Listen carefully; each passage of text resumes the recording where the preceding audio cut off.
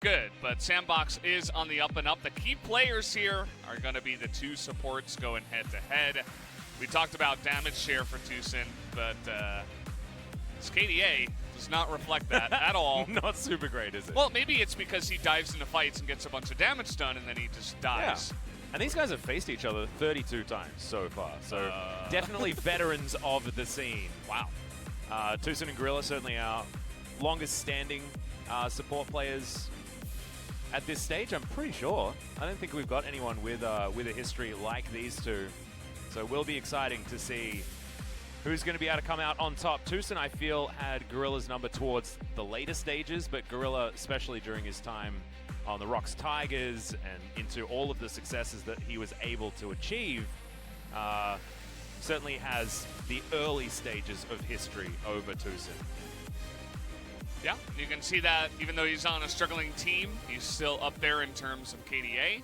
So kind of interesting to see how he's been doing here in the LCK. On his return, seems like he's fitting in quite nicely. Yeah. If their team could just turn things around, which they might be able to continue their streak here against KT. It's actually really cool because we've got both of our returning Tigers in this match. It's Kuro returning from China and then, of course, Gorilla returning from Europe, where he had his stint on the Misfits. Sort of a lot of very sad gorillas being tweeted out by Papa Smithy, and now, thankfully, we don't need to have any sad gorillas, especially after their victory over Dam1 Gaming. Yeah. And you'll notice the players are just sitting down. There's no player entry today. We're trying to avoid as much contact as possible and keep things as safe as possible for all the people that do have to come down here to the studio and do their jobs. The players, us included, all the staff. So please understand while we handle this. It's red level, right? On the alert. That's red level alert, red scary. level teams that we have in at the moment. Maybe mono red drafting, which is absolutely what Sandbox are known for. And Bono is certainly no stranger to that as well. In fact, Bono versus OnFleek is a really interesting matchup. These are our two Olaf pickers. And Jarvan will certainly be up there as well. We saw him on our list of champions that have certainly rocketed up in the priority. And Zoe going to be taken away from Dub. Intelligent ban on the blue side from KT. I do want to deny that from Dove, and we have been seeing on the red side bans of Aphelios, Soraka, Yuumi, Ornn from time to time, but the Soraka's actually going to be banned out here on the red side. We have seen this a bit where teams don't necessarily want to first pick Soraka. Yeah. So they just ban it away on blue side from time to time, as Ornn is going to be another ban here, continuing that 100% presence. And definitely not going to be present in this game, as it has been banned away. The last ban to come through from Sandbox now, likely to be something like the Yuumi, as Olaf bites the dust. I actually really like the blue side Soraka ban. We sort of were talking about not liking it last week, but I like it if you're planning on first picking either Set or Ornn, because she really does give those two champions a hard time. There is the Yuumi that we were expecting, and now KT will first pick the Set. Yeah, I don't know. Or the Nunu, or the Nunu and Willem. Yeah, we haven't seen that, but maybe today's the day. If Ray wants to do a little bit of trolling. They're considering taking MF here and giving the set away. I know LS is watching from home. I feel like that might make him pretty happy. But how about Jarvan? We talked about this guy having more and more presence. He's going to hop in as a first pick for Bono, and we talked about that. Bono loves his J4. Hasn't necessarily had the best performances on the J4, but Summit now thinking about a center. This will likely be going over to Gorilla, as it is 10.3. And it could just be center misfortune. We could lock that one in right away. But no, it looks like 80 carry center. No.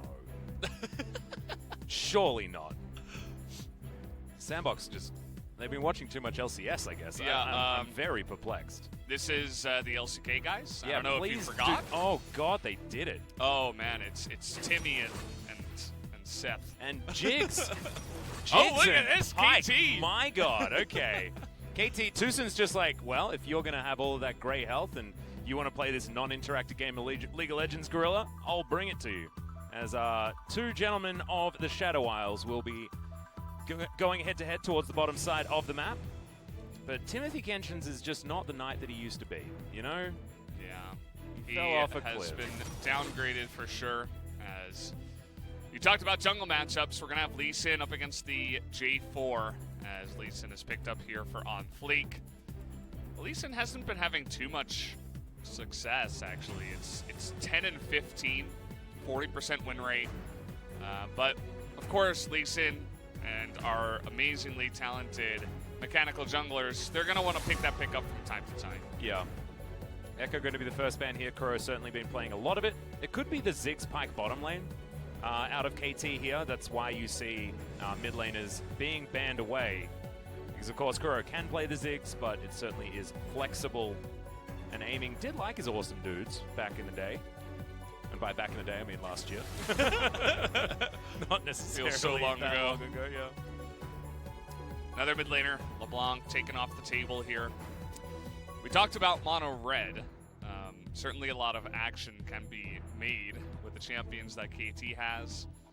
Pretty safe for the bottom lane so far for Sandbox, though. Yeah. It's not looking too mono red yet, but if we see the Aatrox come in as the next pickup, then we'll know that Sandbox are certainly back to that mono red style. You talked about, what's his name? Seth. I don't know why I keep wanting to say Seth. Seth? Yeah, you our just friend miss Achilleos. Achilleos. Shout out to him.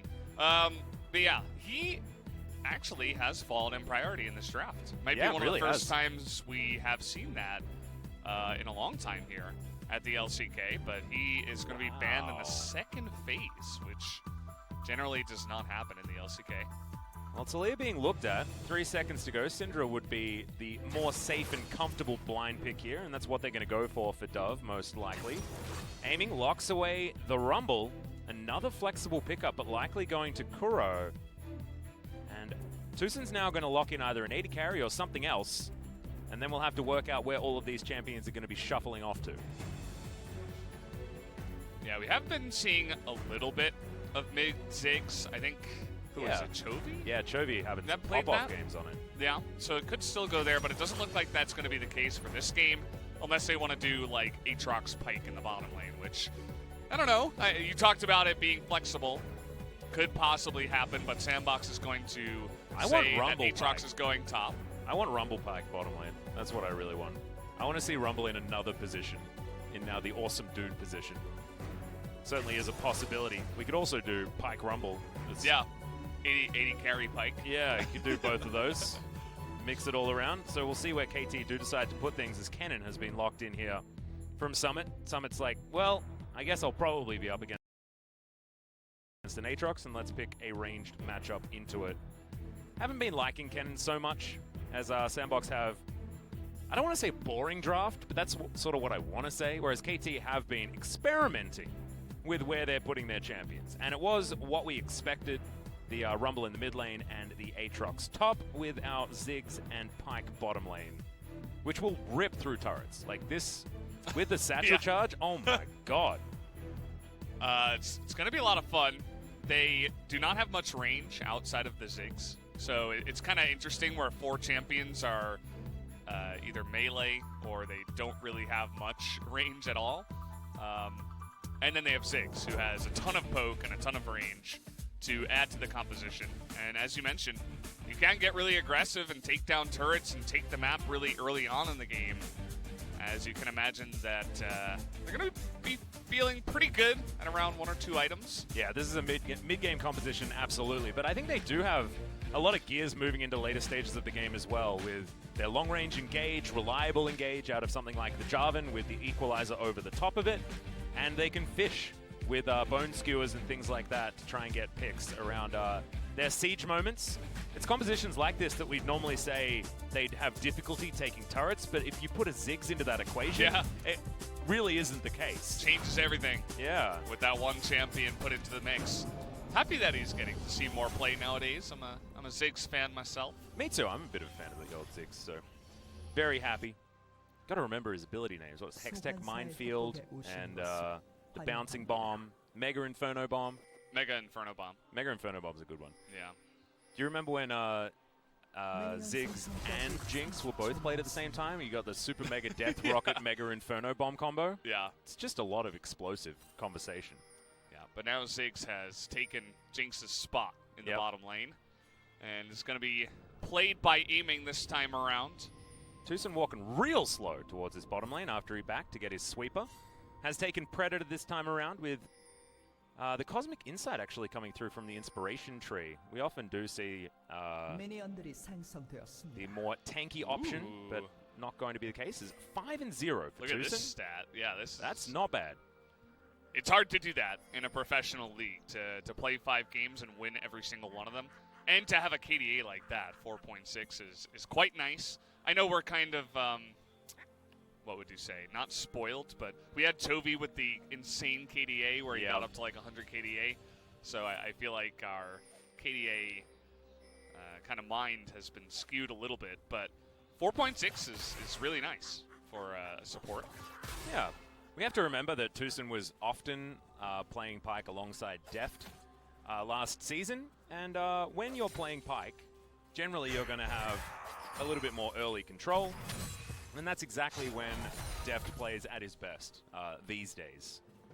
So you can understand why that win rate is so incredibly high, as Aiming can certainly stand back and just throw bouncing bombs as he would like, but you can see there is some control in this lane for Sandbox thus far. I think the question mark for this game is going to be, will KT's creative draft be able to get over the line against a very, very standard, we're going to try and win our lanes, we've got an early pathing jungler, and hopefully just eke out advantages enough in the early game to have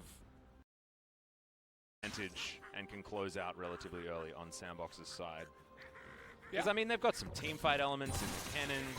They've got more consistent damage, I guess, in the Senna. But, of course, Senna with her attack speed being normalized, it is an interesting champion to talk about when it comes to DPS, because you are going to be building the lethality as well. And also, she just doesn't work as well in the carry position after 10.3. So let's just see what Leo's going to be able to get done here. Yeah. It feels like it's an old pick, you know? Yeah, I also want to point out the items here, the support item picked up by the Senna. So a lot of the CS going the way of the Timothy Kench. So he's been upgraded a little bit down here in this lane, as he is eating the majority of the CS, and only a couple there picked up by the Senna. So it's like the Frostmancy bottom lane, but we're gonna have like a more tanky Tom Kench this time around, as Tucson's gonna be fishing for that Bone School, see whether he finds it, nails it onto Gorilla there, has to flash out. Leo's trying to offer damage back, but Tucson just sidestepping and everything's okay, so easy flash for Bono. This is so unnatural for me, like you started play-by-playing and I'm like, wait, wait, you gotta stop talking, it's my turn, like, this is what I'm supposed to do. No, actually, that's not the case today. Feels extremely weird, but we're going to try to make it work. Brendalnalist. Analyze on that one. Pretty nice gank in the bottom side. They forced the flash out of Gorilla after having a little bit of trouble and being pushed in. So it was good timing there out of Bono. And now the tides have turned, as Aiming and Tucson are going to push in this wave. And I see what you probably did there. going for a back. Tide's turning. We're getting to the ship. You know, we've got a Tom Kench and a Pyke. You know, very, very tidal bottom lane. And just know when you look over to the left, you're looking at a CHAMP. Just want to throw that out there, just in case you are curious. Thank you very much. Thank you very much. Well, the Cheetah Recall comes in for Aiming and Tucson. Unfortunately, Lost Chapter unable to be purchased just yet by Aiming, but he will be very quickly moving towards that item, as the Predator boots have been activated. Here for Tucson is Bono thinking about some sort of dive, but raised at half health. I don't know whether this is something they really want, but Tucson's going to make his way in anyway. Teleport to come out, and KT just say, well, we got ourselves a teleport. Let's get the heck out of here. And they do so. Yeah, they get the TP down. The Bone Skewer goes way wide, so good movement there from Summit to avoid the gank. Doesn't look like he was in any real danger at all, because as you mentioned, Ray was so low. He still has his flash available, but they do get a bit of value. We haven't looked at all at the mid lane. It's going about exactly as you would expect. Rumble can farm a bit with his missiles and doesn't get zoned out too much by the Syndra. And they're just farming it up in the mid lane. Interesting that he hasn't gone for the Comet, though. Kuro going for Predator Rumble in the mid lane, wanting to get around this map as much as possible. In the mid game, Ocean Drake will be our first one here of the game. We'll see whether these teams are actually going to be going for it as Leo takes a bouncing bomb and is actually going to get Satchel charged back. OnFleek moves over a ward, but Tucson avoids the Q, and it's a good safeguard in order to get OnFleek out of trouble and into his own jungle. That was what should have been very obvious to Aiming and Tucson. And notice how they took the trade while moving backwards, as they had a good idea that the Lee Sin was coming down and eventually spotted him on the ward. Bono in position to make that a nice trade actually for KT. You can see the poke that comes out of the Ziggs down here on the bottom side. I feel like it's a great answer to Tahm Kench because, yeah, Tahm Kench can stop the hard engage, but he can't stop you from getting a bunch of bombs in the face over as possible, and this is going to be an accelerated Tahm Kench. So he will be able to frontline actually relatively well. It's not something we're used to talking about, but sort of reminds me of Evi's top lane Tahm Kench that he loved to bring out. One of the Japanese players from, I believe, Detonation Focus Me. He was certainly a famous Tahm Kench top player. Yeah. Gorilla's going to be a little bit more of that flavor as he's taken all of this farm. Yeah, curious to see how Gorilla's going to do. He was the key player of the matchup, so they're like, okay, you can be the carry Tahm Kench in the bottom lane for this game. And yeah, I feel like the Infernal is going to be really nice for KT if it does go that way, whereas the Mountain, I think, can help out a little bit more for Sandbox. Obviously, there's a nice amount of burst with the Syndra and the Kennen, but dealing with that engage you were talking about with the Cataclysm and the Equalizer all on top of each other, those extra resistances are going to be quite nice as they are looking at the Rift Herald now. Yeah, the Wombo combo actually out of KT is real scary as they are going to be able to take down Shelly, but Ray is in trouble towards the top side. All too easy. First Blood coming in there. Sandbox don't manage to stop the Rift Herald, but First Blood certainly going to be a nice little chunk of change to be thrown into their back pocket. We'll see whether Shelly can be put down in order to get a little bit more, because Summit is so damn far ahead. 25 CS so far, and he's just nicking plates from this outer turret top lane as well. Yeah, he is just dominating that essentially 1v1. I mean, there was that one dive they tried to go for, but look at the play out of OnFleek. He is so clean on the Lee Sin. Summit beats him in, flashes forward, goes for the kick before the Q, and there was just no escape once that did happen. So Ray, after he gets stunned by the cannon, doesn't have time to flash. He had no opportunity to go for that. So he's getting dominated big time, nearly double the CS up in the top side, and 2 plates to Summit. Well, phone skew up. Not going to find anything as Tucson just lets that one time out. Aiming continuing to be annoying is OnFleek. Moves on through this river. Control ward vision is down for both teams. Has 2 minutes on that next dragon. And KT, they really want to be trying to threaten an early Dragon Soul, just because their mid-game comp is just so strong. Playing around Mega Inferno Bomb into the Equalizer into Cataclysm combo. Which can certainly be very, very strong. Sandbox will be able to fight them with this particular composition in relatively similar fashion, to be honest, with Slicing Maelstrom and the AoE damage that Syndra will provide as well. Dawning Shadow also layering over the top. We'll have to see exactly how this one is going to go. Aiming, continuing to throw bombs around. Our first Ziggs bot was in fact deft in our first week. It was a loss. It wasn't exactly the greatest performance. Managed to turn around that series pretty effectively with his Aphelios pickups, which I believe came in back-to-back after that. As in goes Tucson. Bono's going to be here as well as, yep, Gorilla is going to be the target. Has his flash available and does throw it out here as Dawning Shadow will fly in. But, KT not going to be able to find any kills. It was like they started to commit to that, but then halfway through they were like, actually, you know what? Nah, let's not try to kill him. Because after he flashed, they decided not to go for the Cataclysm, as they didn't want to get trapped underneath the turret, so it's just another kind of decent gank where they get the flash out of Gorilla, but that's about it. As now we're looking for a play in the mid lane. Predator on Rumble makes that first missile really hurt, as you guys did see there on Dove, but it's really just KT preparing now for the Drake. This top lane is just a disaster for Ray. Yeah, we need to just stop looking at top lane. If you're a KT fan, ignore top. That doesn't exist. But if you're a Sandbox fan, you're pretty happy, right? Because Summit is actually performing and he's dominating lane, and that's what you need if you're Sandbox, if you want to win, I feel. They rely a lot on Summit doing well and bringing them into the game. Oh, another bone skewer coming in here. As Leo's trying to tidy up these minions underneath the turret. Shelly getting a fair bit of plates. And aiming going to be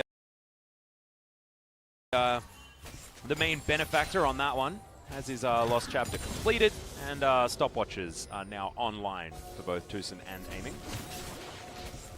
So this mid-game fight that we were looking for could be happening here. It looks like KT aren't going to be contested at this Drake. We'll be able to see what that soul is in fact going to be as on Fleek. Not going to be able to get any steals, and Tucson and Bono can easily just dash over that wall. Yeah. Funnily enough, KT had the teleport advantage there. Summit's TP is just now coming off cooldown, so if there was a fight to break out, it could have quickly turned into a 5-on-4. And this is something that our good friend Larry Seinfeld talks about from time to time, where maybe you want to let the enemy team take that cloud so you could potentially stack up 4 of, either Infernal or Mountain. Yep. You can get the extra Drake that way. But I don't know. They just decide, the cloud isn't important enough. We can fight a little bit later on if we need to. We'll just continue to scale up and see if that helps us out. Well, so far, just haven't had all that much to worry about at this stage. As all of that gold lead is basically Summit. Absolutely.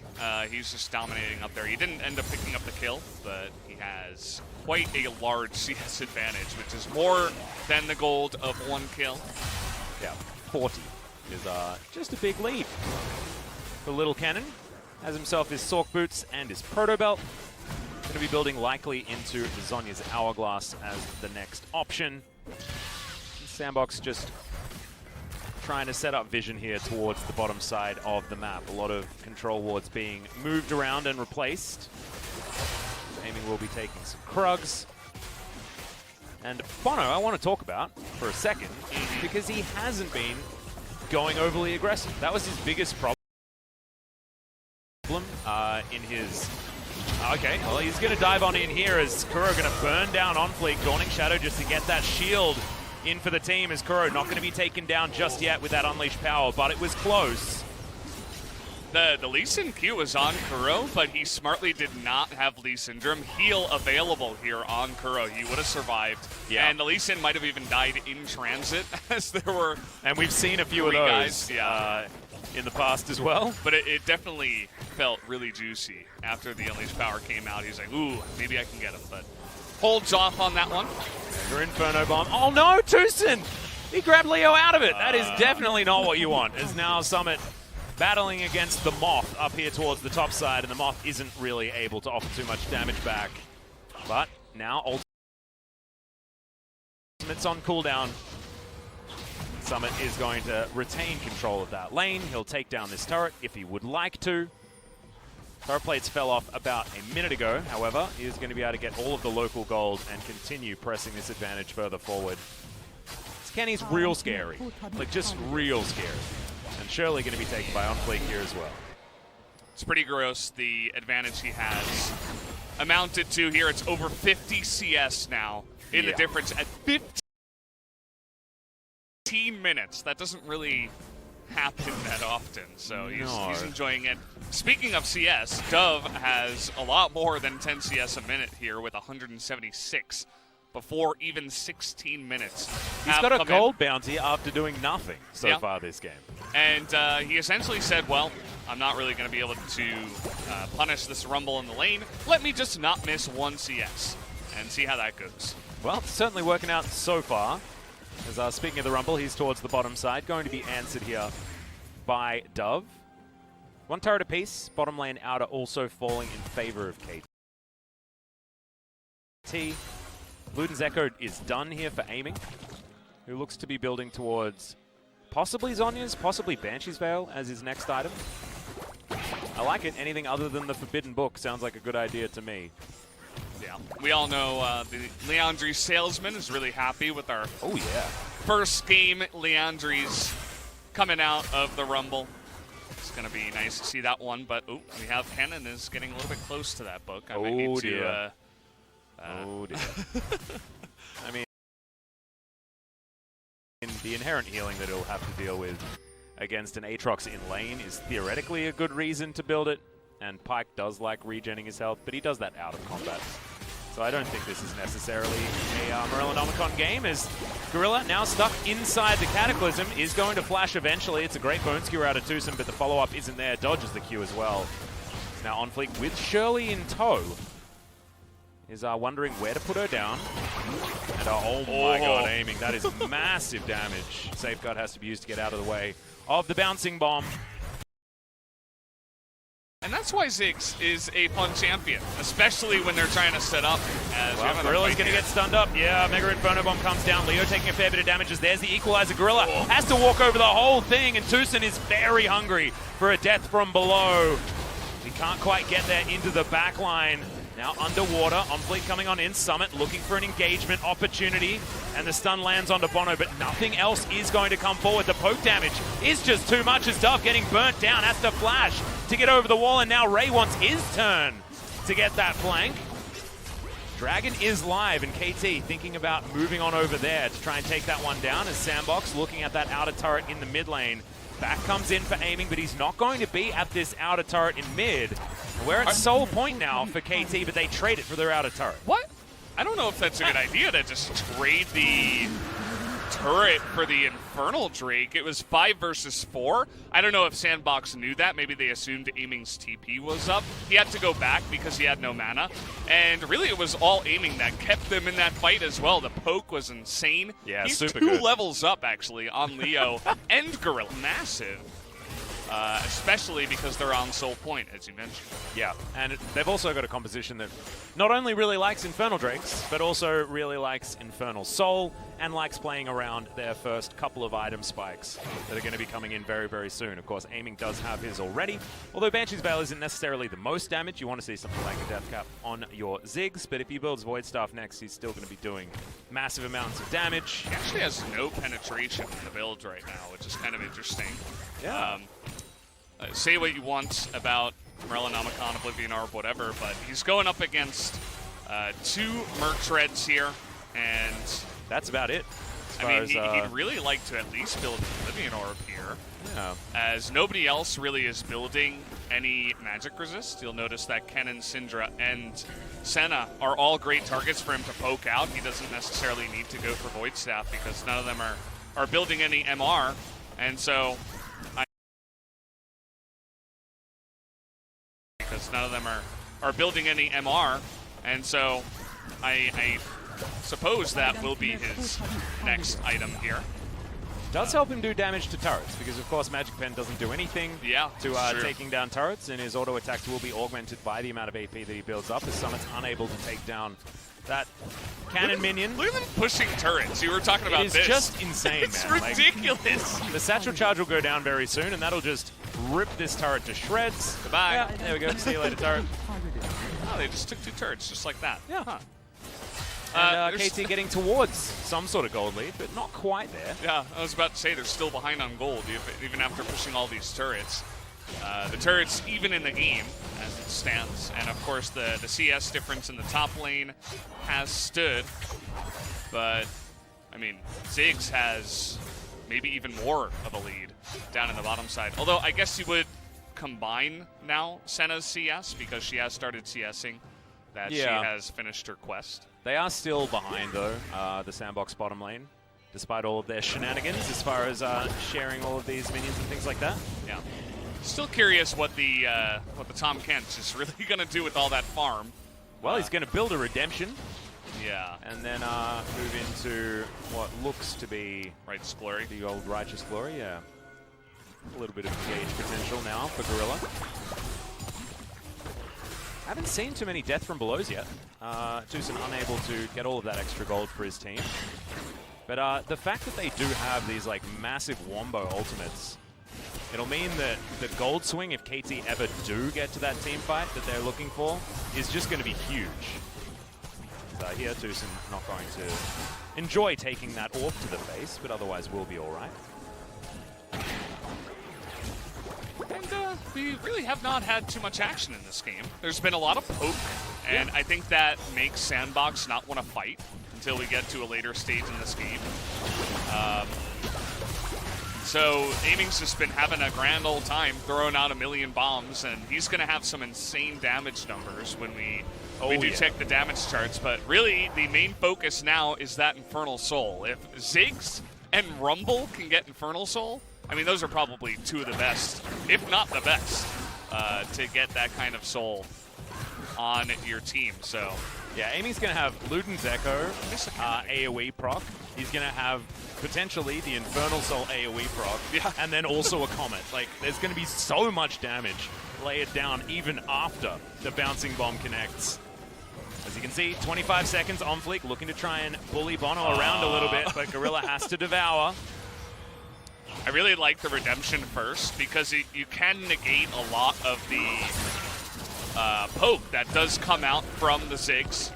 But notice how KT are taking this. They're not fully engaging. They're just allowing Aiming to do this with the blue buff and poke them out before the fight even begins. It's exactly what this comp wants to do. And then you can follow it up with the Cataclysm Equalizer when you decide that you have enough of a life lead. With this Banshee's Veil on Aiming as well, he's so safe to just throw this poke around as Summit in position for a flank as Ray might be in danger, but throws down his control ward, and Sandbox have started off this Dragon. They do not want a 50-50 this one though, as Ray looks for Summit. Summit slicing Maelstrom at the ready, but not exactly with targets that he wants to be locking down with that for the moment. Dubs Banshee's Veil comes back off cooldown. He does have some long-range engage of his own on Dub's side, but still, this is dicey for both teams. I feel like it's especially dicey for Sandbox. Ziggs is amazing at stealing objectives if you have good timing. Well, we're 50-50ing. It is going to be taken there as Bono dives on into the backline. The equalizer's laid, but not quite well enough as Summit gets in, but isn't able to get the damage. Takes down Tucson, but he'll trade his life away. Ray flashing out of this one on Fleek towards the bottom side, but he's just looking to go home. They do stop the Infernal Soul. But KT able to take probably a little bit more with the cannon kill as opposed to the pike kill on the side of Sandbox. Yeah, they take down Summit, who looked like he had pretty much the perfect engage, but there was zero follow-up from the side of Sandbox. He went in alone, he kills Tucson, and then he's 1v4, as everybody else was dealing with an Aatrox in their back line and having that trouble. But I love how Sandbox got in and got out. You know, the kills don't really matter. They deny the soul, they get it, and then the call is everybody run, except Summit. Summit will, he'll be the guy that keeps them off of you. And he did that quite well here, as the majority of Sandbox are able to get away. KT can't turn this into a Baron, or even, I think, the mid-turret, which stays alive. So overall, a pretty big win for Sandbox. Yeah. And you saw what KT were trying to do, but unfortunately, the Equalizer was in the wrong spot. The Mega Inferno Bomb did absolutely zero damage. Yeah, I don't know why he didn't just try to take the Infernal. Yeah, I mean, I don't know. The damage is nice in the fight, but it's really hard to land that ultimate, to be honest. Even if you're right next to a guy, like, they all have their flashes available. There's a Tom Kench who can eat you and keep the AD carry safe. I'd say you just try to use that burst and take down the Infernal, but they don't go for that. As a Cataclysm, Gorilla just going to devour Summit out of it, and the Bone Skewer going to go wide there as well. So Bono didn't have to invest his flash into that one. Summit also didn't have his available, but they are going to be absolutely fine. On Fleek, finding Aiming there with a Q, but Banshee's Veil is going to stop any sort of follow-up from the Lee Sin. Is on Fleek, thinking about diving onto Tucson. Teleport to come in from the flank. Slicing Maelstrom available, no flash, remember. As Summit, he presses his R button, but I don't know whether it's quite going to be enough. They take down Bono. That's going to be the first one, but the team fight not necessarily at the level that the cannon wanted. Maybe with that one kill, they will be able to move over to a Baron. Taking down the jungle is certainly an important situation for that one. Bomb. I love the sounds. It's so good. Yeah. Oh, he's actually going to find Deuce in here. Yeah, but he's able to dive his way out. A little bit unfortunate, but unable to dodge that one. Is now aiming not enough damage either. It's a decent attempted outplay there from Tucson, but couldn't quite get there in the end. Kind of looked like On Fleek curved his Q, really just threading the needle there. As we saw, Aiming was trying to block. We're going to take a look here at the replay. Aiming says, I can get out with my nice little satchel. And then everybody finds Bono, and they say, well, we have enough burst damage to take him out. Syndra wasn't even there, and they were still able to do that. Tucson trying to take down a ward in front of the Lee Sin. And watch Aiming try to block it, but just be too late by about 0.3 seconds. 나이스 장겸이. Yeah, I like the curve. 어디 감히 대황 근본 정글님한테 서포시 덤벼. 일단 저기 불 떨고 있고. 아 이거 캔 찍으면 몇 초? 나 없어 3. How dare a support go into the jungle? Is that what he said? Yeah, supports. Get out of our jungle, says On Fleek, who's having a nice game of Lee Sin. He's got the majority of the gold, actually, from the kills on his team, which allows him to get a stopwatch. But not only that, he has a Hex Drinker, which makes him really, really just able to avoid all of that upfront damage that KT do have. So he's going to be a Lee Sin that's making plays and not scared to go into the back line, and one that's tanky enough to not just get poked out before the fight even starts by the composition that KT have. On Sandbox, they're pretty cool, calm, and collected composition that they've put together for themselves is working at the moment. 3,000 gold, the approximate lead, as we look 30 seconds away from another soul opportunity for KT. Sandbox, the more they stack up these Infernals, though, the more valuable they are going to be. As Summit and Dove definitely want to augment their damage as much as possible. Waiting on death caps for both Kennen and the Ziggs. As Death Cap is completed now for Aiming. That's so much damage, especially to turrets at the moment. Mega Inferno Bomb will need to be respected, as now Sandbox, we're river ramming a little bit, but KT are at least able to move this minion wave towards the outer turret. Now spotting out the Sandbox advance. They will see where Summit is, as this turret is taken down. And now Bono looking to try and steal this one away. Oh, the Scat of the Week is so damn good! There's the Dawning Shadow. The second Drake for Sandbox will be taken down. Dragon Soul is denied, but can KT actually win a fight is the question. Equalizer on cooldown, as is the Mega Inferno Bomb, as Ray has to flash to try and get out. The kickback onto Kuro is so beautiful from On Fleek. Tucson taking the damage, even lands the Q over the side. Kuro taken out. That is both solo laners dead, and Sandbox, they will just move to the Baron. On Fleek having an unbelievable game. Damn, dude. Today in game number 1. This guy, I need that sheet of the MVPs. I'm already It's right here, dude. writing him down as my pog, as he's really pogging big time in this one. I don't really understand why we keep seeing the Ziggs ultimate on the team. We saw it hit absolutely nobody, or maybe clip Tom Kench. Yeah. Just try to burst down the Baron. You have 4 chances. Or not the Baron, the Dragon. Try to burst it down. Look at this. That did Scat no of the damage. Week was so good. Yeah, the Scatter of the Week, I mean, shout out to Dove, who essentially made their engage non-existent. He did it alone as well with one ability. And this composition from KT should teamfight so incredibly well. Look at this Q. I know, this Q just like sneaks through the side here, out of my jungle again, buddy. Tucson is going to survive that one, but the Baron is now ticking on this Sandbox squad, and it just feels like they're playing better. This composition from KT should teamfight better, but they're just being outplayed at every turn. Yeah. I'm going to do a little LS. Why does Syndra have Merlin Omicron? Can you explain that to me? Well, it's to avoid Tucson from getting his health back when he deep water dives. Sorry, ghost water dives. And uses his passive. Also, Ray, he's got a Death's Dance, as well as his Ultramate, which will allow him to heal a fair bit. Okay. In other words, I have no idea. All right. BV. As OnFleek just clearing our vision, not afraid of anything at the moment. As is Dub. I mean, man, these Scatter the Week's certainly working out here as Sandbox's push is aggressive towards the bottom side of the map. The bot duo now in mid, moving towards this inner turret as well. But look at this, the turret, as soon as Summit gets near it, he's got so much AP, he's really ripping through. Double siege minions as well, just going to get to work as there's the Cataclysm from Bono, but Devour is there. It's not the engagement that you necessarily want. Bouncing Bomb going to come in as Ray. Hello. Throws in the ultimate, but OnFleek's just going to remove him from this fight. He's taken out, triple kill on the backline for Summit also, and Tucson, he's running the opposite direction because he knows this game is over. The game has ended just like that. A bit disappointing from KT, honestly, for me. But Sandbox absolutely going to be the deserved winners in this one. The top Kents doing wonders, actually, against their engage. And Ray doing absolutely nothing on the Aatrox, as that is going to be it after he got demolished in lane. GG, as Sandbox are going to pick up game one pretty smoothly, to be honest. Smoothly. And I was waiting for this KT comp to get online, but they just couldn't make their buttons work together.